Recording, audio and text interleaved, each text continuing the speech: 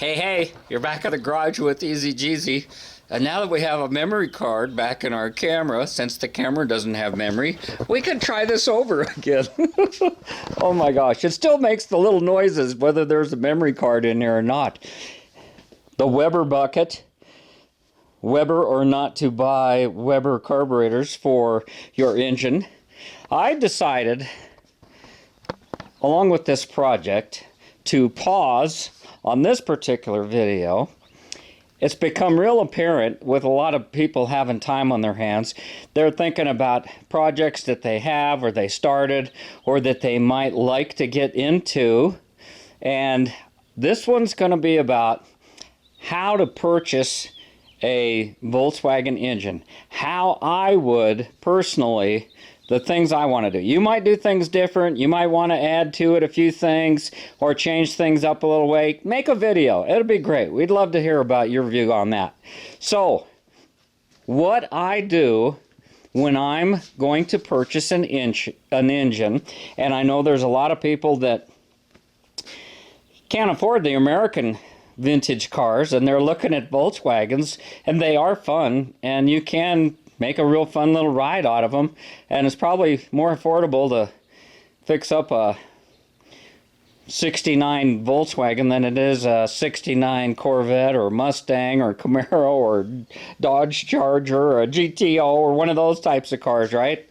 And gosh, everybody's scoured the countryside for them. We're running out of barns, but there's still a few Volkswagens out there, and there's a lot of reasons that a Volkswagen engine could be available. And I don't think I have to go through all the scenarios, but these were pretty flimsy cars, and they could get in a front end collision or a rear end collision. There's a lot of reason that the engine was in pretty good shape, but something happened to the car that the person couldn't afford to repair, or they had other priorities. And let's face it, the Volkswagens were a budget car. Mostly poor people bought them because they couldn't afford something better. And you used to be able to buy a Volkswagen for under $100 that ran, and it'd get you to the grocery store and to the job interview until you could get something better. And it was for a lot of people, it was their first car. A lot of young women must have had them, because I get more smiles and more comments from older women than you can shake a stick at. I love the attention, that's for sure. So we're going to go through this. Now, these are the essential things that I think that you need if you're going to go look at an engine. Say it's on Craigslist, or you hear about it, or you approach somebody. These are the things that I like to have with me. Minimum type things. A cheap compression tester, although you might not get a chance to use it. They come with an adapter so that you can use it for a 14 millimeter plug or a 12 millimeter. This says 18 and 14, so maybe that's what one of them is. I only use this one. Some of the newer high performance cylinder heads have the 12 millimeter spark plugs, so you'd have to have the right adapter in order to make this work. This is an old Sears one I've had forever.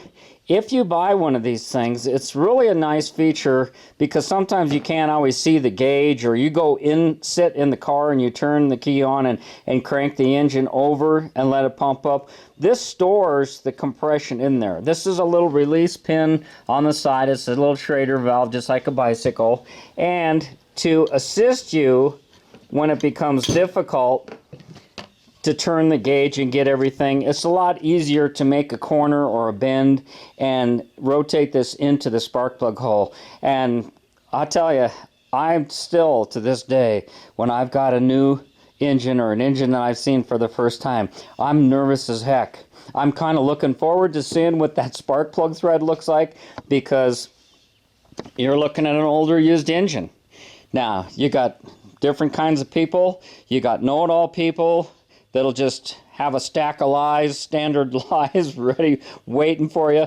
Then you got people that claim they don't know anything, and they are not mechanically inclined. But I prefer when there's some sort of a backstory with the engine. I mean, where did this thing come from? Is it in a wrecked car? Has it been indoors? Is it outdoors? Now, of course, with this one, it's been sitting in my garage, and I kind of just like stripped it down. It was totally the most grungy, drippy, greasy, grimy thing. I couldn't stand moving it around anymore. I'd bump up against it, and so probably 10 years ago, I was looking for a video. I think my oldest video that I found was in 13, yeah, something like that. I've been a member of YouTube since 2009, but I started making videos about 2013, so I couldn't find it, and I know I did some stuff to this engine.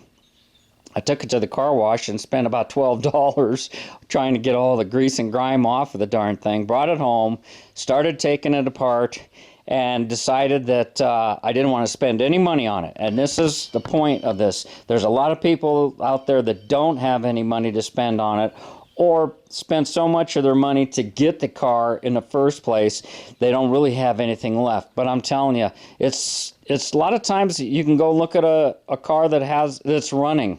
And back in the day, like I said, under $100, you could drive away the car.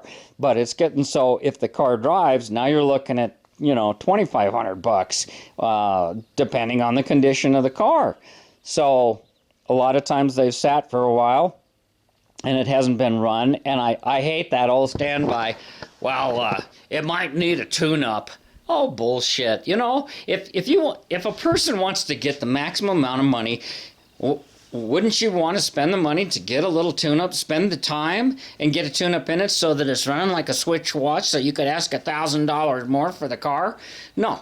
It's like, oh, it's been sitting for a couple of years. And you go in there and you see all these grease marks and smudge marks and clean spots where somebody's fiddled with it. Yeah, I tried to adjust the carburetor. I don't know, something's this, probably has old gas. That's another standby. Yeah, I think it just needs change the oil and put some fresh gas in there. Oh, crying out. Give me a break. There's some of that stuff you can figure out by the sound of the guy or lady on the phone. There's always the one with the love story. Oh, yeah. Oh, I love this car. It's part of our family. This is Junebug, and we just hate to let it go. They got this emotional attachment, and they expect you, a stranger, to pay for their emotional attachment? I ain't gonna waste my time. You can't deal with these people. They're idiots. Can't stand it. So, back to... Don't get off track, Greg. Okay. I want the compression gauge, whether or not I'll be able to use it as an option. Depends on if it starts and if it runs. If I can't get it to start, you can at least do a compression check, even if it's been sitting for a long time. You don't need to put oil in the cylinders. It's a boxer engine. It's horizontal. The oil's not going to go around the piston completely, but you do what you want to do. And that's a good thing. Some fuel line, gasoline, and you're going to need a battery. I like to have a flashlight, paper and pencil to take notes. And, on a positive note, you want to be respectful to the seller. You don't want to go in there and be a jerk.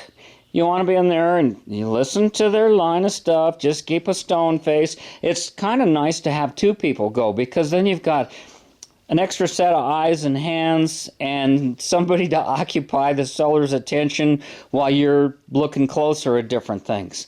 Okay, a spark plug wrench to get a spark plug out, or two, or whatever. If you're going to use a compression tester, you need to get the spark plug out, right?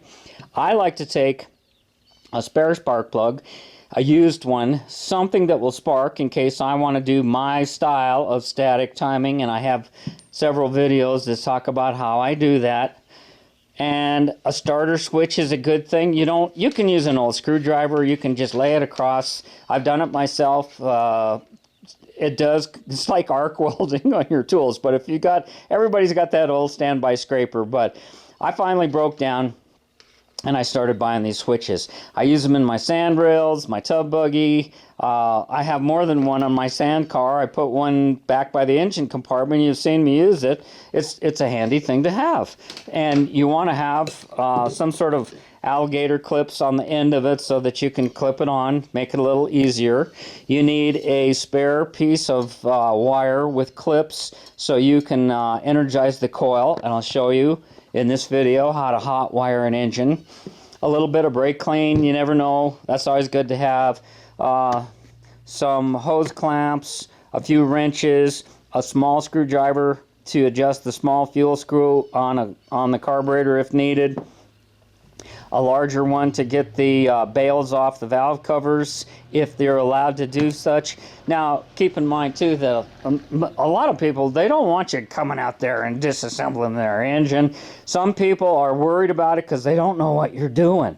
And you have to be respectful of that. You can kind of be educating them, and you can come off as a positive note. You know, I have quite a bit of experience working on Volkswagens and Volkswagen engines, and I realize you're only asking, you know, $300 for this engine, and if I should decide not to buy it, I will leave this information with you, you know, and you can have it for the next possible buyer that comes along. Save them the trouble of going through it. You're already committed yourself to getting dirty and taking some time and looking at it. And if they think that, you know, they're going to benefit by it, they want to sell it. That's the first thing and foremost thing. When you're going to buy a used engine, it's from somebody that doesn't want it anymore. It's just like all that stuff at the swap meet. It's there for whatever reason, but the main thing is they don't want it. So you got to figure out why. Is it extra stuff or is it worn out?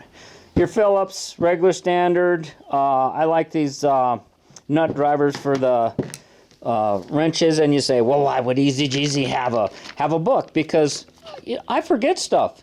I kind of get stressed out. I'm a type A, and I want to look at the engine number, and I believe most of these books, there might be one in the car. If you don't have one, this has got to be in every Volkswagen guy's library, you know, and they made out so many editions of this thing. Does it say on here how many editions? Sometimes they'll say someplace on it, but we can look up and find out what year the block originally was. Maybe it doesn't have a number on there at all.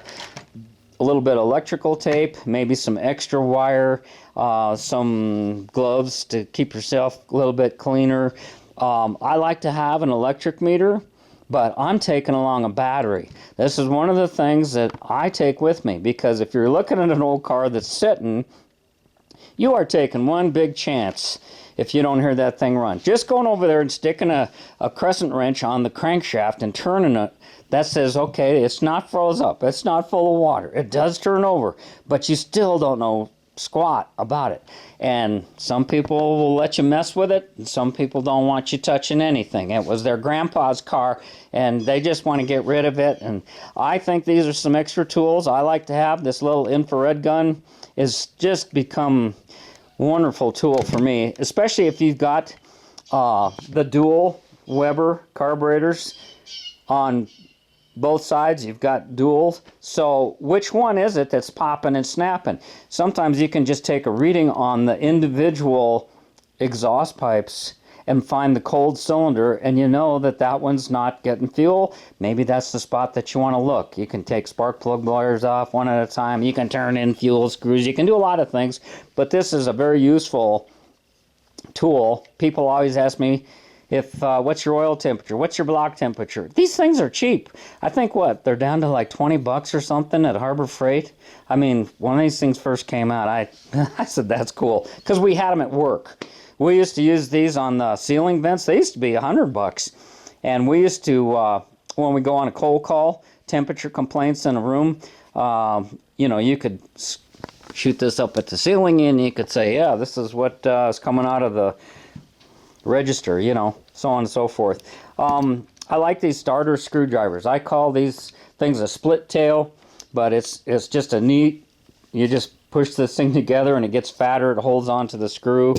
And you know, I've got a bag full of stuff. if I'm going on a long ride, if I'm going out for the weekend, if I'm going camping, I at least take my bag of junk tools with me. And you know, you may have a lot of tools that you want to add to this list. So now, to save time, I've already got this battery. I needed a battery around here. These little tractor batteries are awesome.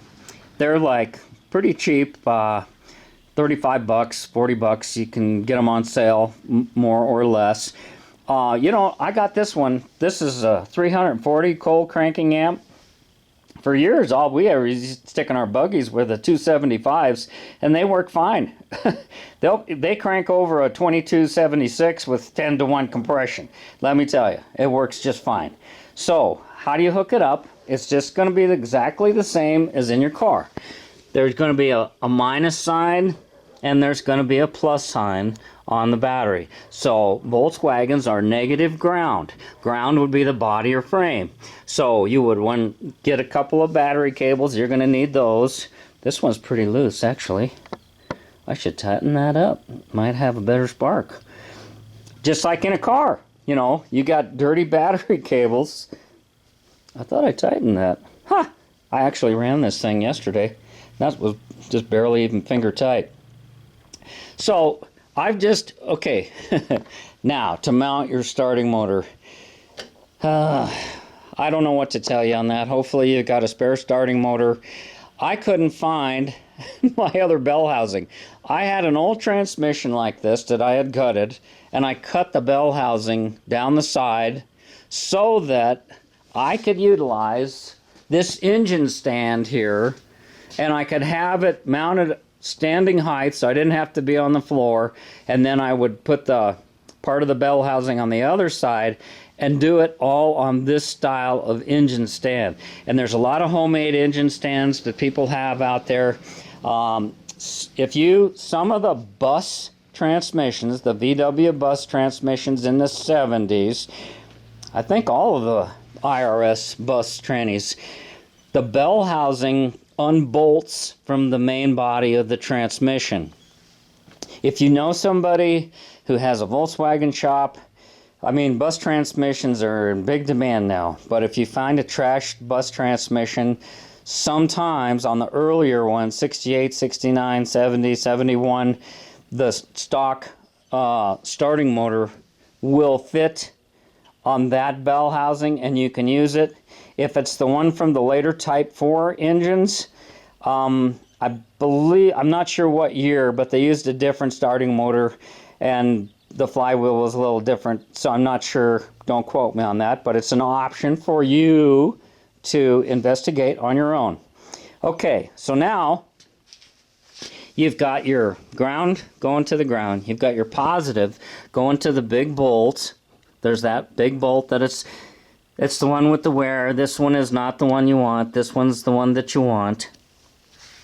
Then we're going to take our starter device, and all you have to do is take a screwdriver or something, and you arc it across from the spade here to the nut. Try not to get on the threads because you could booger up these threads, and you can see where this one's got some arcing has gone on here.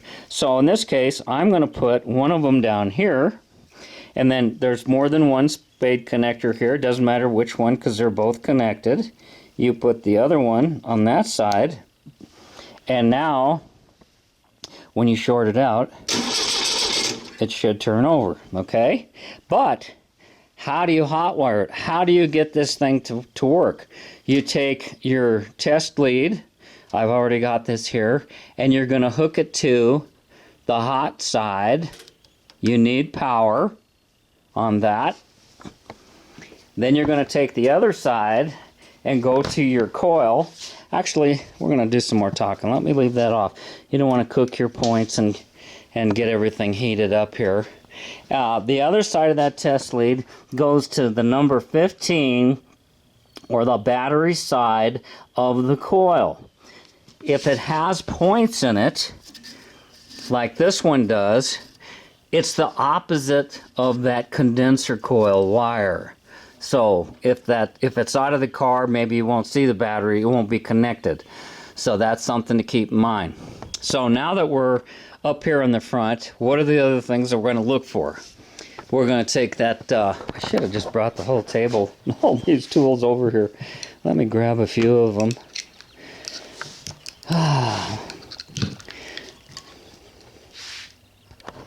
Yeah. Grab a few things here. And, you know, this might be laying in the dirt. It might be in the car. It might be in somebody's corner, somebody's garage. That's why it's good to have two people. Two healthy guys can generally pick this thing up and move it.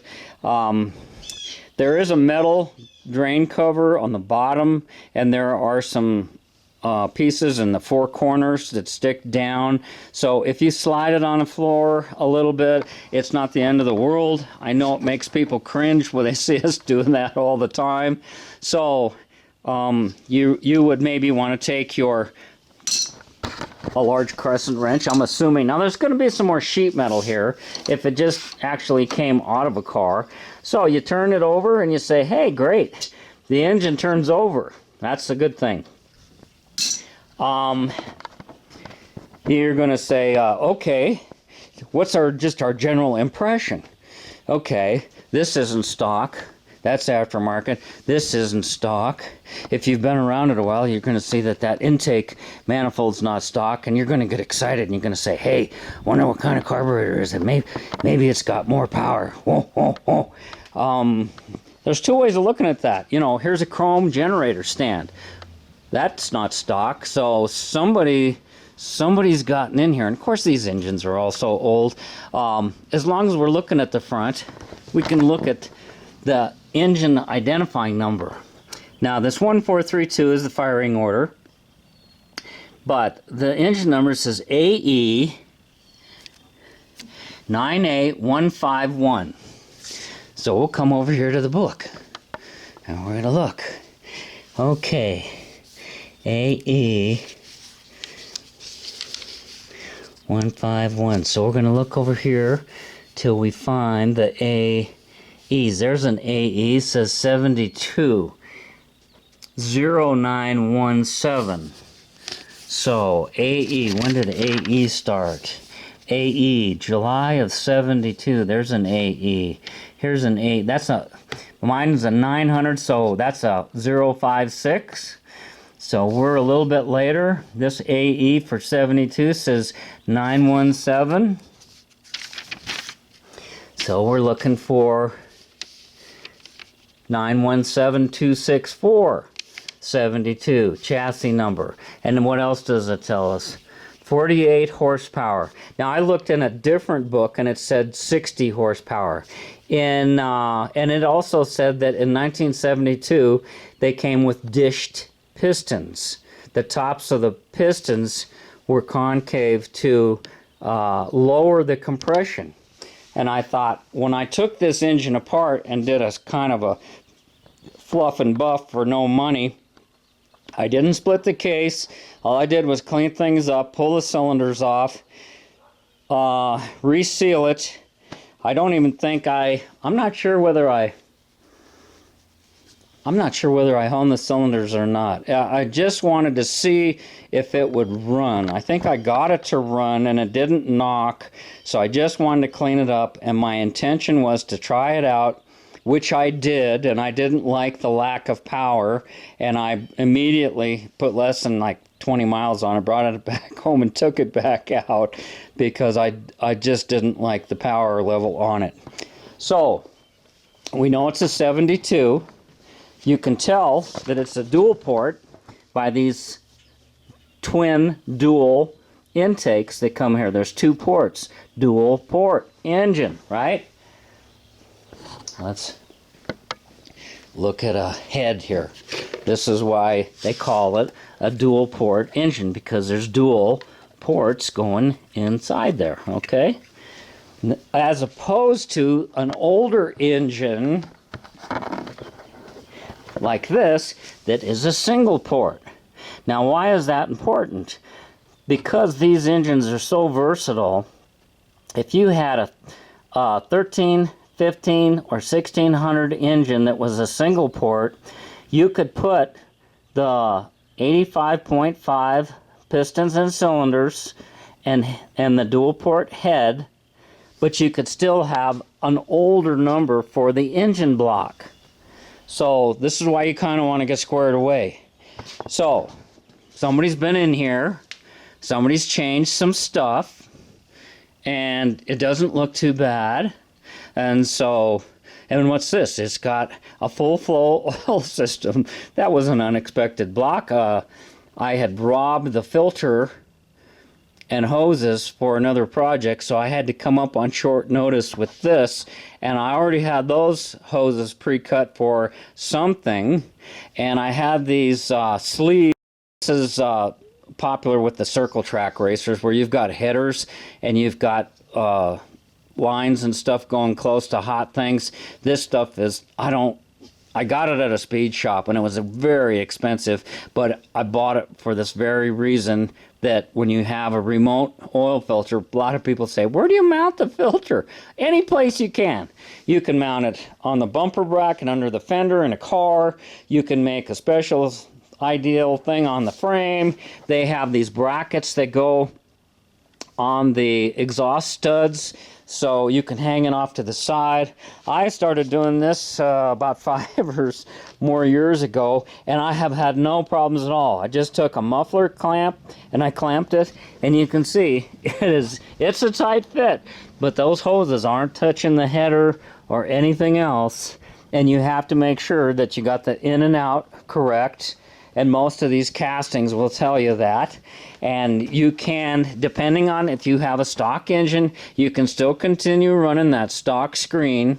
And if you rebuild an engine, I would recommend putting that stock screen in there, at least for the 20-minute cam break-in, if you put in a new cam and lifters, because if you happen to be one of those individuals that uses silicone on your case halves, there's junk that can be floating around, and that big old screen will maybe catch some of that stuff. Even if you just use the gasket cinch, the aviation sealer that I use, you're always going to get, you can see some right over here that has spilled off. Now, of course, Volkswagens are famous for oil leaks. You're going to look around. Don't be concerned about grunge all around the heaters and under the valve covers, because those are just famous for leaking. And of course, this is a discarded engine, right? It's an engine, probably isn't going to look this clean, and this one's got garage dust all over it, so it's because it's been sitting in my garage corner for many years uncovered. And you can see that the fuel pump is also missing, and it's okay to start and run one of these things just off of gravity. As you can see here, I've just taken an old lawnmower gas tank. As long as it's higher than the carburetor, it will flow into the carburetor. Now, you're looking at this engine and approaching it for the first time, and I'm saying, oh look, a stock air cleaner. If you see one of those little tiny chrome ones that's all plugged up and grungy, that's not a good thing. I mean, all these things are clues to what you're going to find deeper in the engine. I think all of us hope to find an engine that we're going to be able to just take home, slap in the car, and be able to drive it for a long period of time until we can afford to go through it, or maybe we want to do some other things to the car, to the body, and so forth. May need a screwdriver to take this oil bath air cleaner off. So now we're going to take our flashlight. We're going to look down inside the carburetor, and let's see, you might want to manually operate the throttle. This is where your accelerator pump squirter is, and you can see it just peed down inside there because I did have this thing running. And one of the things that I want to do right now, you can also, and everybody watches Musty One. He's got those great Will It Run videos. I love watching him and watching him work on his different projects.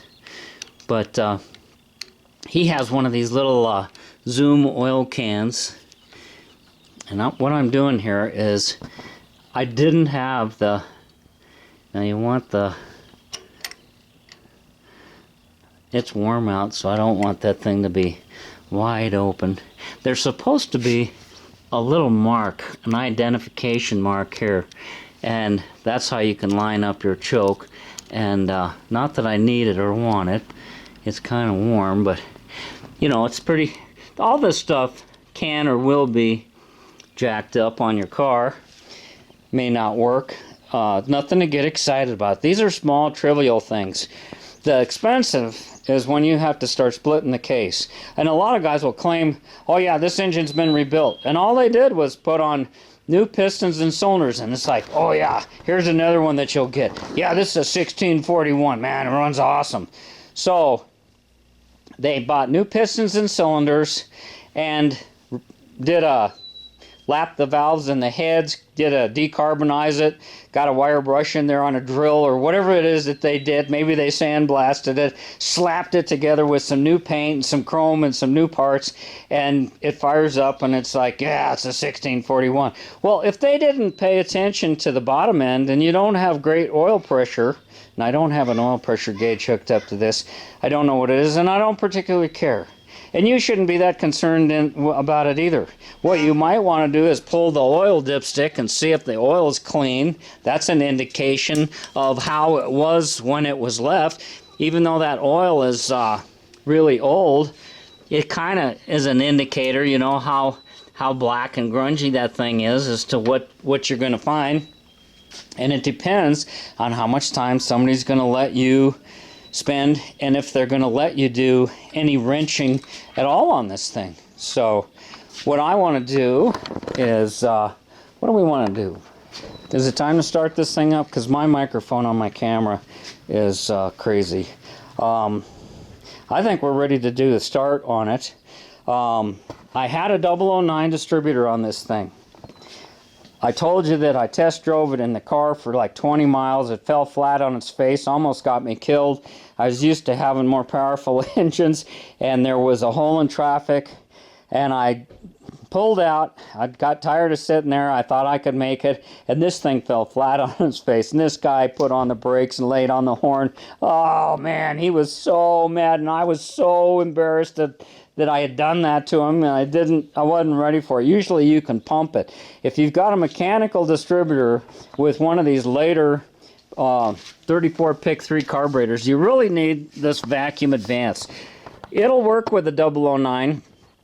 The 009 gets mixed reviews. People say that it's just an industrial distributor. It doesn't advance far enough. It advances quickly. For maximum acceleration, that's what you want. You want it to advance and be done with it. It only goes like 20 degrees. It'll only take you to, if you set it at 10, it'll take you to, I can get 34 degrees total advance. My doggone strobe timing light broke finally after many years. So I don't have anything like that to show you. Another little item is the oil light. I should have pulled something out for that. You can use it. You're going to hear it for one thing. It's going to clatter like crazy. I meant to put that out. Here's a 6 volt, 12 volt test light. Now, the oil switch is a normally closed switch. That means it's like turning the light on in the bathroom. It's closed. It makes the light come on. So as it starts up, there's a spring in there, and it pushes it away. These things are very low pressure. They're like 6 to 7 pounds, something very low like that. And that goes to your dash light, and it makes it go off. You're not really going to know. Sometimes now that's another reason why it's good to have two people. If it doesn't start right off, and you can clip one end of this, I think it's probably got an alligator clip on it. Yeah, big old alligator clip. And then put the other side on the hot side, the light will be on, and then once you start cranking it over, the light will go out. If there's no way you can get this thing to start, that at least is a way, if you have your own battery and starting motor, crank it fast enough to see if the oil light does indeed go out with the goo that's in your engine, right? So that can help. I don't know whether I need to take a valve cover off. This video is getting long anyhow. The valve, when I would take, if possible, the one off side 3 and 4. These are the 2 cylinders that have a tendency to run the hottest, and if it's shiny and clean inside there, you know it hasn't been overheating. If it's just caked with all kinds of dark garbage, looks like the bottom of your frying pan, you know that this thing has gotten hot. And another thing that you want to look for in regards to that type of a situation, if you're fortunate enough, is the cooling system here. These are the cooling flaps. This is the control arm that goes to both sides of the engine. That is moving freely because the thermostat is missing. If it's been run, or these are missing, or you have holes here where the whole thing's been taken out, a lot of people were under the idea that they had heating problems, they had it vapor locked, so just take any obstruction hell out of there and it would cool better. Well, that's not necessarily true, and it depends on whose book you're reading. If you go to the Gene Berg books, you just think that you kicked the Pope in the balls if you took the thermostat and the cooling flaps weren't all intact. If you go to somebody else, that's the first thing they're going to tell you to do. Get that heat, you know, put on a remote oil cooler, get rid of this stock crap, put on dual carburetors, start your, you know, hot rod procedure, you know. It just depends on people's background and experience, but it's also an indicator. That's the other place. It's real common for the pushrod tubes to be just totally grungy. Everything from here down is going to be grungy. If it's grungy on the top, chances are that was obstructing the flow of air. If it had oil leaks and had been overheated, the air is going to blow dirt over the oil, and it's going to build up, and it's going to look like when you move your refrigerator, you know? It's just what it's going to look like. Yeah, so at any rate, I just pulled the cylinders off. I sandblasted the heads at work. I resealed them, put it back together. I didn't know the history of this engine. This probably came from one of my son's projects. It appears that it was a 72.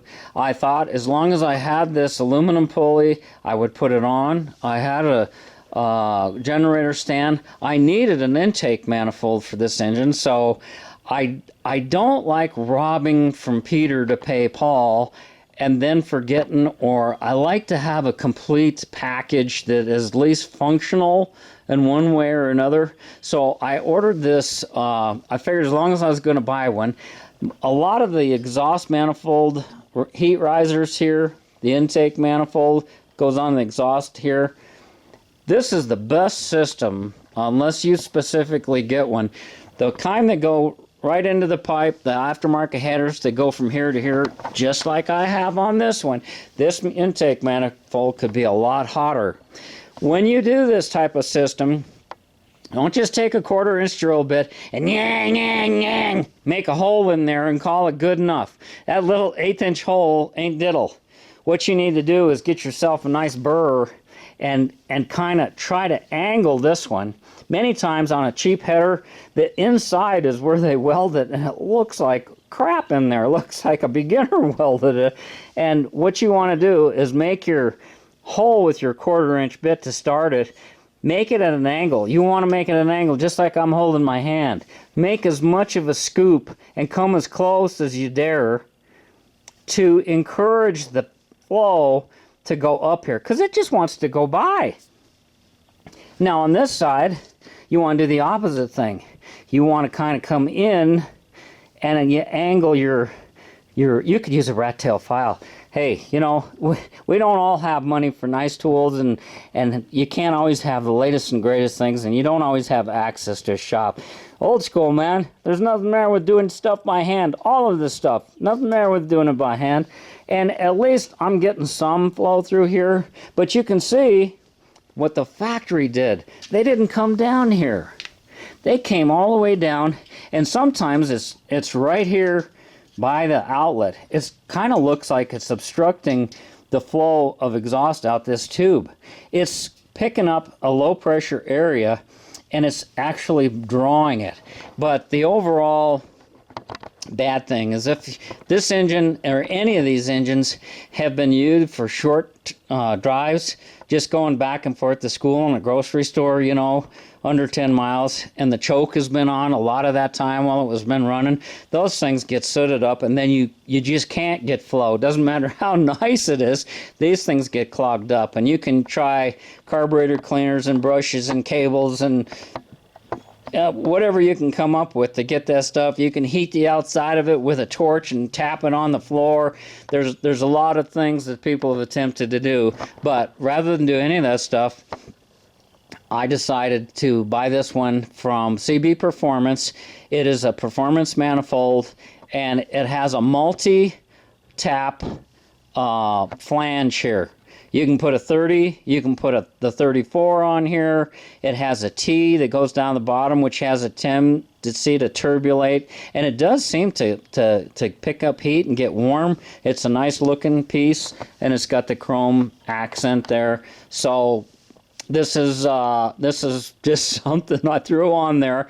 Normally you would want a hose go into your air cleaner to help draw crankcase ventilation.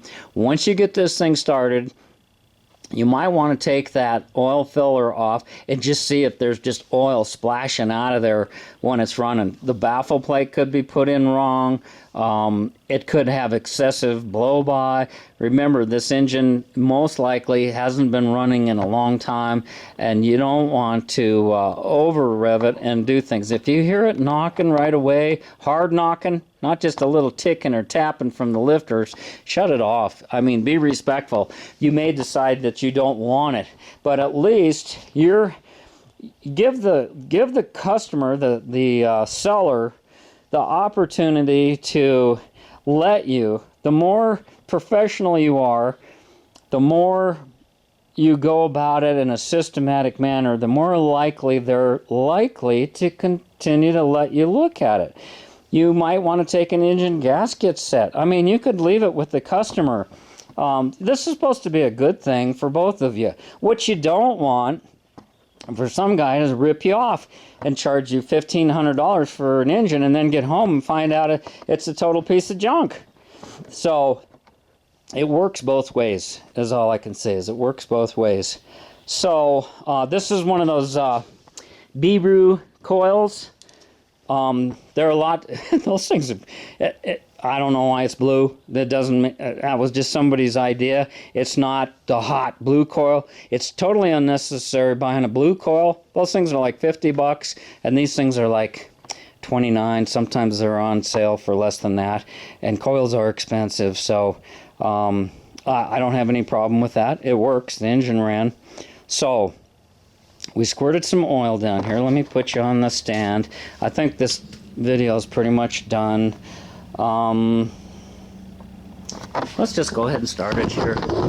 Yeah, we like noise, don't we? we like to have the camera in the camera mount too. Oh gosh. Okay. All right. Are we back close enough? You want to be far away? You want to see the clouds of blue smoke come out of this thing? I was real surprised. I made a video and it thing fired right off. I checked the valve clearance. These are things I did. I knew it ran when I parked it, but I pulled the valve covers, I added oil, I put the oil filter on, I took the top of the carburetor off and just looked to see in the float. I pulled the main jet. It has a 122 main jet, which is standard, and I checked the timing. I set it at 10 degrees. I energized the spark, and then I take a spark plug and I put it in #1 spark plug wire, and I turned my distributor, and I noticed that it was sparking when it was at 0. When I turned, first I did it with the crankshaft, and then I put it on 10 and I turned the distributor, and that's where I locked it down at. Then I went through my stuff and I found this the distributor that you want to have for this type of engine, this type of setup, is the original distributor that came on it. The distributor number will end in a 205.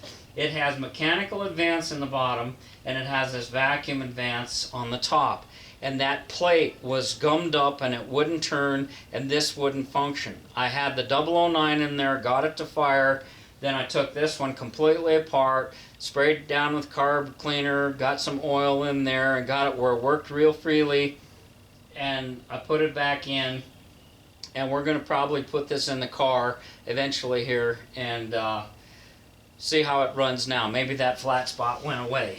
So first thing I'm going to do is take that test lead and I'm going to put it on the hot, and that's going to energize my coil.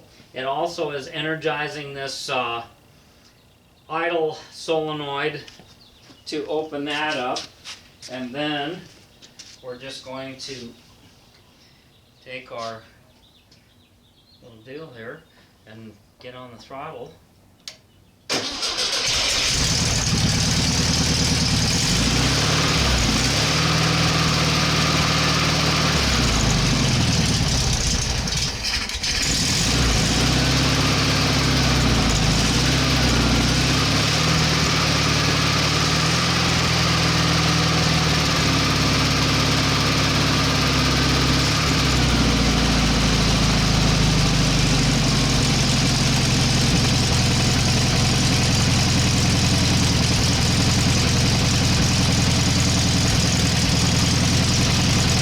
Get that choke set perfectly,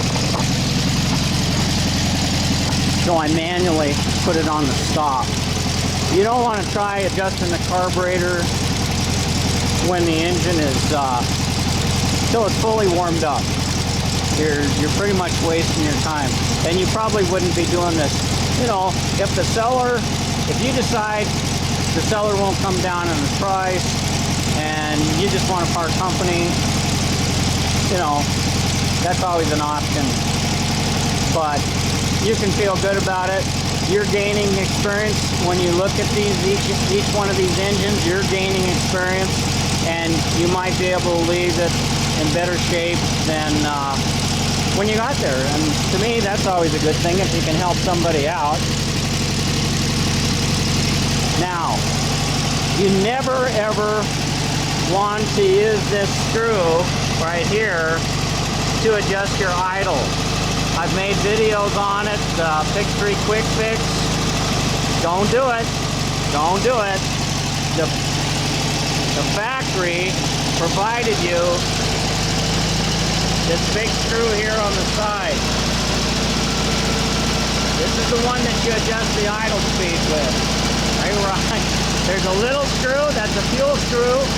If it was factory, it would have been plugged so you couldn't touch it. Most of them are exposed, and now you can hear it starting to speed up. I'm hoping that heating element will make that come off of the idle cam. You have all these steps there. You should just get this. I noticed yesterday I thought it was touching, and I stopped, but every time I pushed down on it, I could feel the butterfly was catching inside here. This particular carburetor idles pretty darn good, but not that good. What I hate more than anything else is to come up to a light and have my engine die. I want to start it when I want to go someplace, and that's the last time I want to touch the key. I would rather have my idle a little faster than what I'm hearing right now. And I don't want to sit here all day. In the original Complete Idiot books, he used to talk about coming out, and I'm going to shut this off because I know it's noisy. I think we proved our point. You can listen to it. You can get it to rev. When it's time to shut it off, you can take it off the coil, or you can take it right off of here. But in the original Complete Idiot book, he used to talk about rolling a cigarette and waiting for the engine to warm up. It was very important. John Muir, I think that's how you pronounce his name. John Muir, he was quite a character. He had one of the best illustrators I've ever seen do wonderful work. He's not with us any longer. But he had his opinions and his ideas about how to do things. He would take an engine in his bus and he would go on a trip, and sometimes he'd come home with the engine rebuilt and in better shape than when he started out. And one of the things that he hated above all else was the butterfly on the choke. He wanted that to be removed. All you have to do is loosen the screws and turn it to the right and leave the wire disconnected, and that thing's going to stay straight up and down just like it is right there. Doesn't hurt a thing. You know, a lot of people only drive these things in the summertime. The option's yours. I like this particular unit because it has the casting right here. It has some place to connect the spring to. A lot of times you won't have this upper piece. There's different models. And what is this? This is it says made in Germany, Solex. They made the Brossel. They made different kinds. They're all pretty good. A lot of times what wears out is the throttle shaft here. If it gets bad enough, you can hear them whistle. You don't have to change the jets in it. This thing is in this present form that you're looking at it right now. This is go for years and years and years and years. So most people in modern times, if you're looking for an economy car, you certainly wouldn't want a Volkswagen. You'd want to get a modern car with fuel injection, you know, a Honda, whatever. I always say that because it's so popular. But that's going to be, if you're on a budget and you're hurting, that's what you should get. Don't be looking at one of these old things thinking you're going to keep it running. These things are a money pit. There was a time when it was a cheap car to own and operate. It's not that way anymore. These things don't get near the gas mileage of a modern car, but they are so nostalgic and so fun, and it's a very small, lightweight, compact. It handles well, it steers easy, it's a great conversation starter. We have a great camaraderie within our Volkswagen community. It just, most people my age have memories that go back to the Woodstock type lifestyle, you know. This one's got the doghouse cooler on it, and you know, the sheet metal's missing. There should be sheet metal over here. This is 3 and 4 on it. Some things to look at.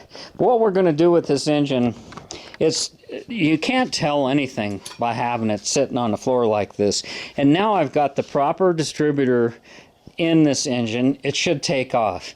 I didn't believe much in that, but I picked one up and I put it in my 66 over there, Valerie, and it's got the same carburetor. This thing, it just takes off from a stock light. I really like the power that it has. Now, here we've got our 1776 single port, but it's a single relief case.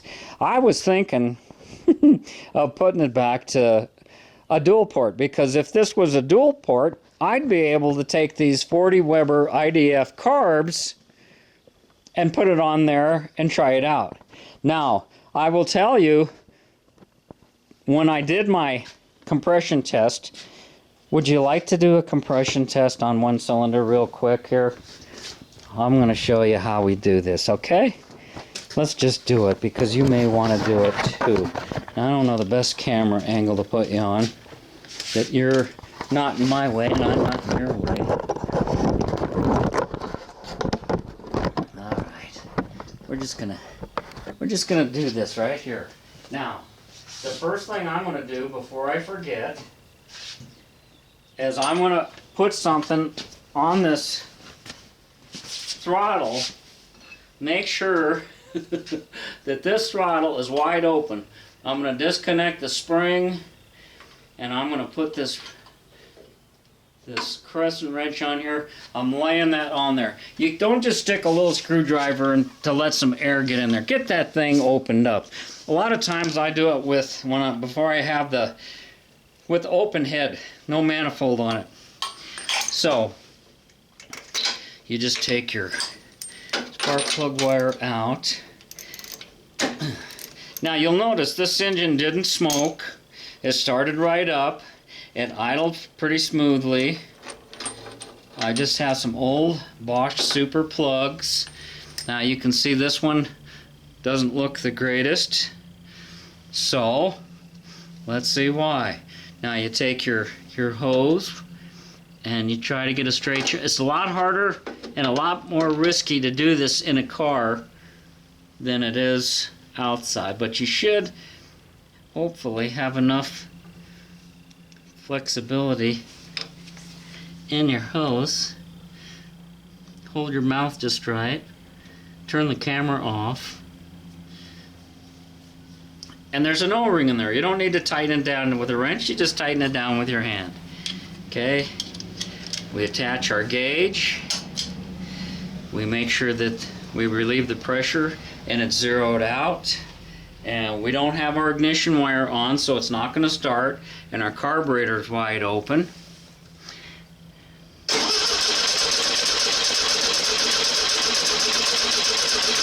You can count the revolutions just by listening to it. I like to go at least 8.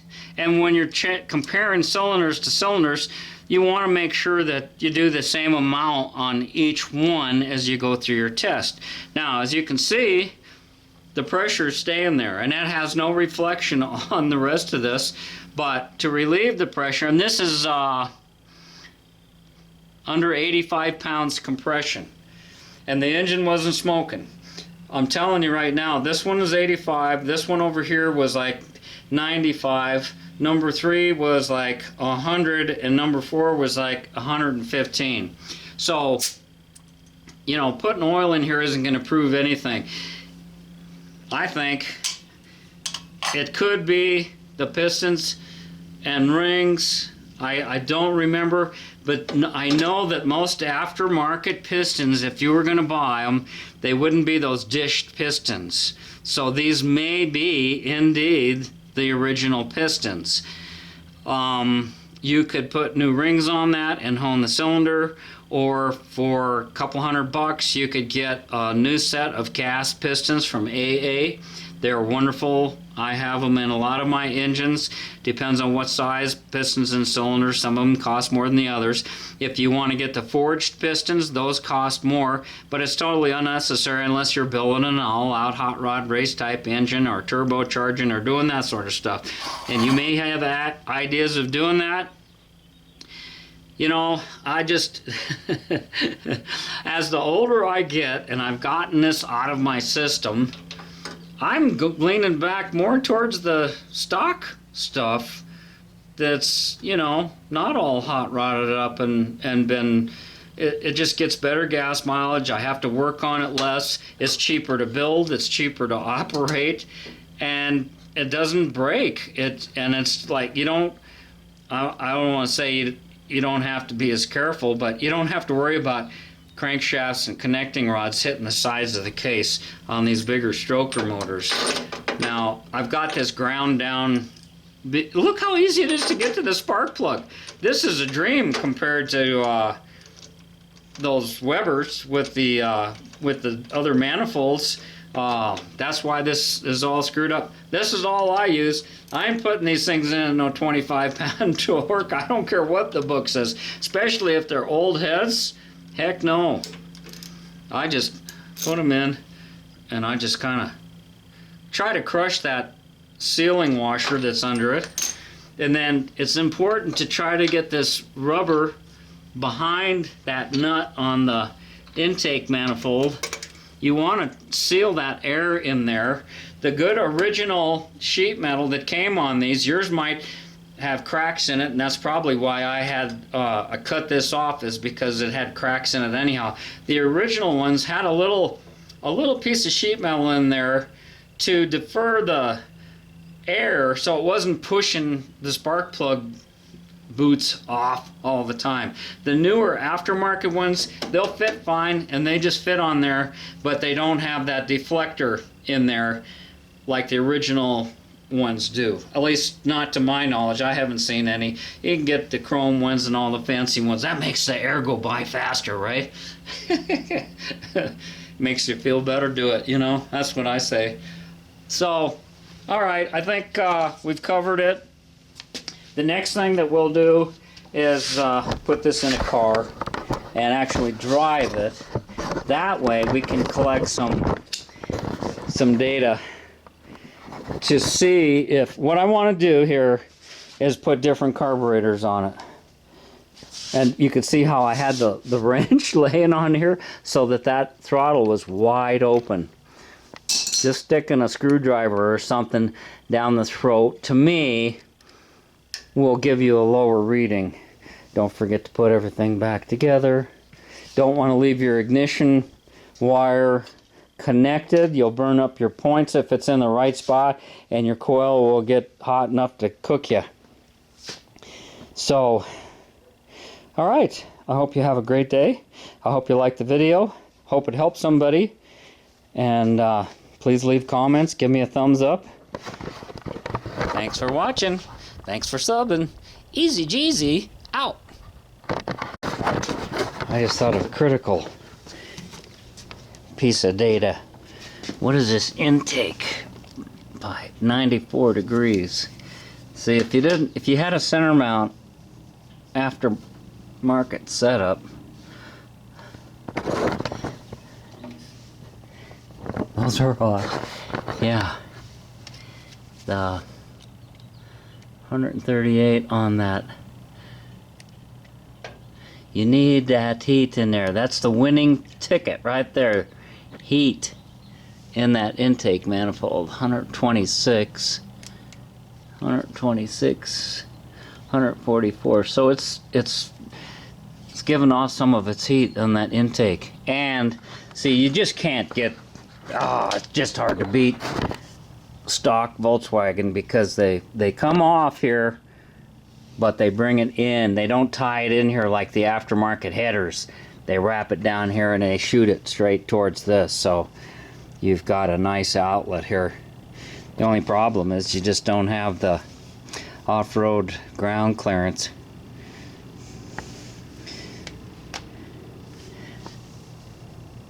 And it's not overly hot, but we didn't really put it under load or do. That's what we need to do, is get it under load on the road.